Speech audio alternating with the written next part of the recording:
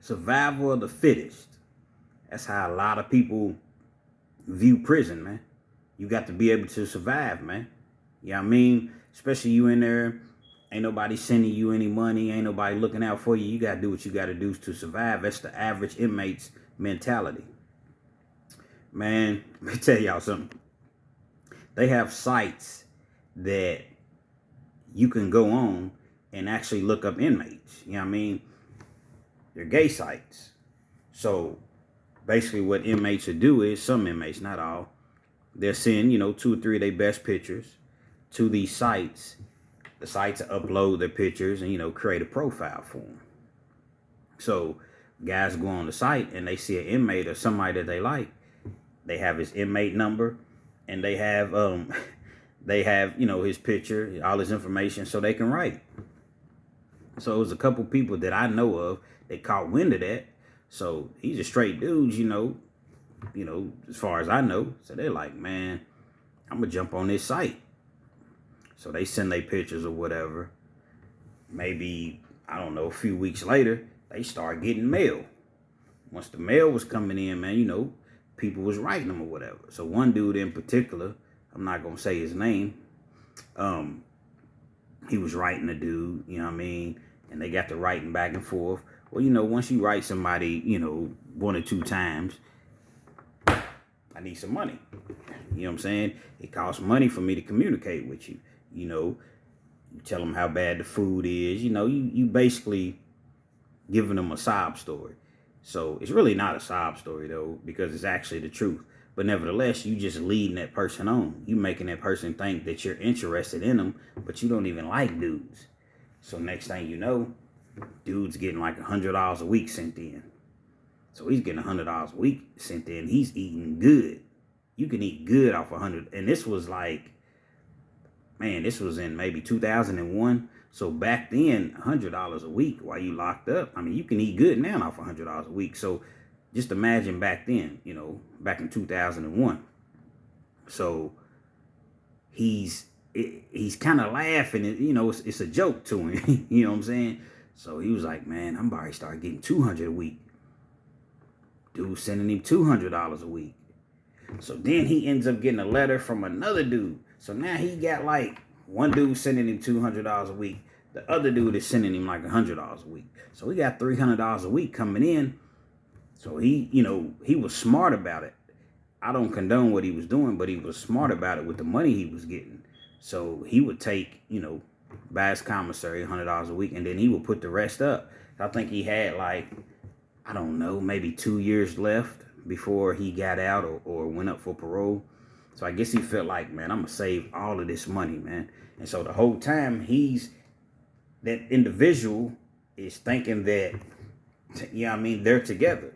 So he's saying everything that he needs to say in the letter. I never read the letter. I never seen the letter, but the guy was telling me about it. He's like, yeah, man, this guy right here, man. And I'm just looking at him like, dog, how do you do that, though? You know what I'm saying? How do you write somebody? For one thing, is wrong. Secondly, you playing with somebody's feelings.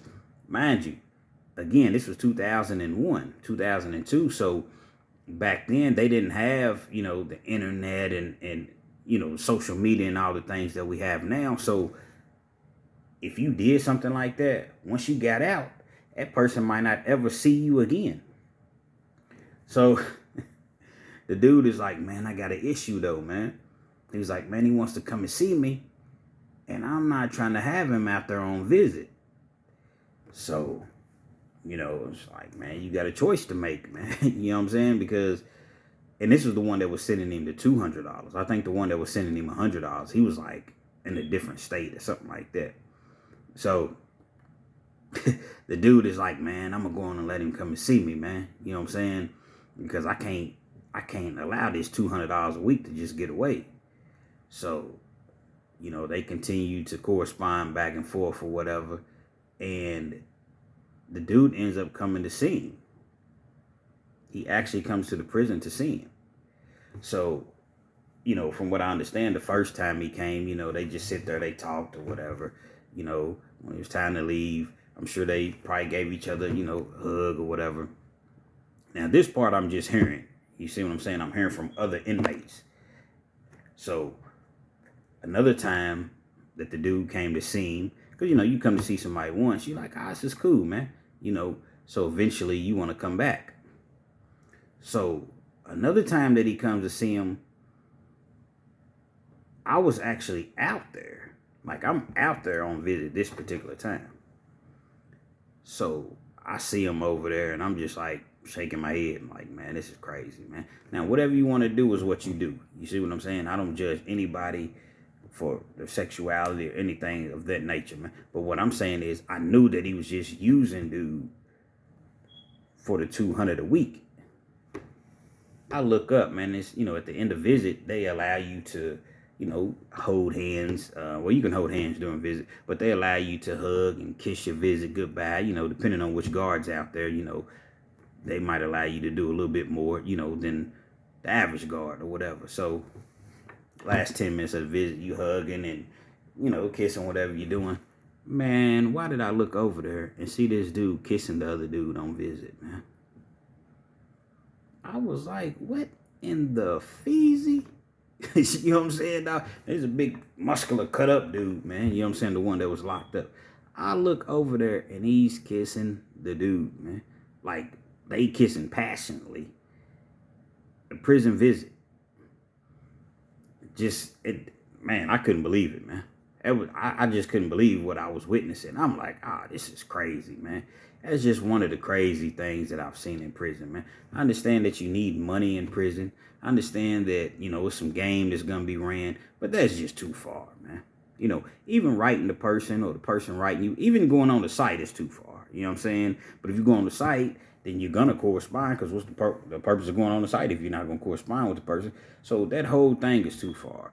But then when you get to the point to where, you know, you all are obviously talking about some deep things, you know what I mean? Because for him to want to come and visit, and then you all get to kissing on visit, there's been some things discussed. So I don't know whatever happened. I don't know if the guy got out and went and lived with the dude. I don't know, man. But if you don't want to see stuff like that, man, stay out of prison, man, because you definitely going to see some things like that. Maybe not exactly like that, but you're going to see some things and, you know, hear some stories that are very, very, very similar to this story. Man, if you like the video, feel free to like, comment, tell me what you think. Subscribe if you're not already subscribed. Share it, that post notification bell, so the next time, you know, I bring you a hot prison story, you'll get it firsthand, man. You know what I'm saying? Up and coming channel. Trying to get this channel off the ground, man, with these true, unexaggerated prison stories. A lot of these guys jump on here, no hate, nothing like that, and they tell these stories, and I just don't believe them. I don't believe them. You know, certain things that happen in prison, you're going to see. But to have all these miraculous stories back to back to back, I don't believe it. But, you know, to each his own, man. Real Kens TV, man, we spit nothing but facts and real stories over here. Like I said, we're a new channel, trying to get this channel off the ground, man. So, time I drop a video, man, you know what I mean? Post notification so you'll get the video and you'll be able to watch it and share it with your other people, man. Real Kens TV.